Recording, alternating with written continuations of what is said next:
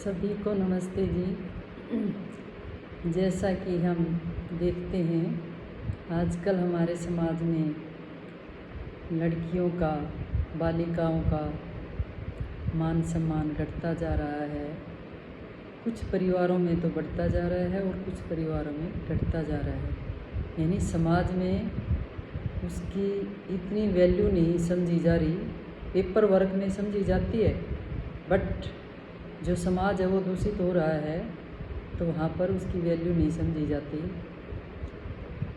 जैसे उत्तम फसल लेने के लिए उत्तम बीजों का किसान चयन करता है, ऐसे ही यदि स्त्री संयमी, लज्जा गुण वाली, गंभीर, शालीन, पुरुषार्थी, त्यागी, तपस्वी होगी तो उसकी संतान भी वैसी होगी, चरित्रवान भी होगी।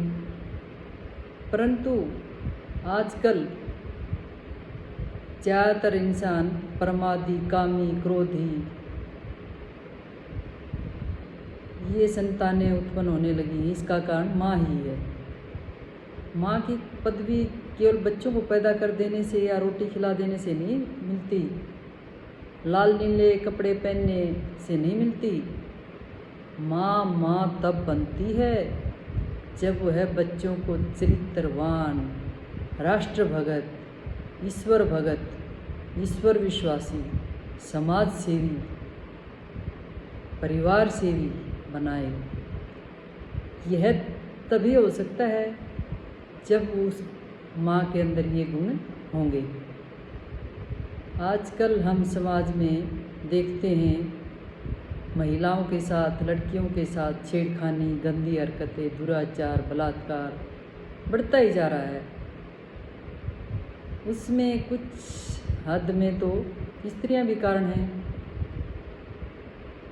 स्त्रियां क्यों कारण मैं कह रही हूँ, अब ये नहीं कि भाई एक 2 साल की बच्ची उसके साथ दुराचार हो रहा है तो वो उसमें उसका क्या कारण है।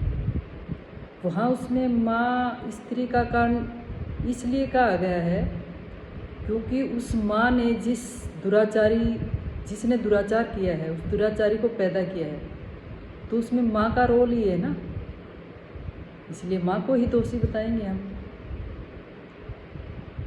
अगर माँ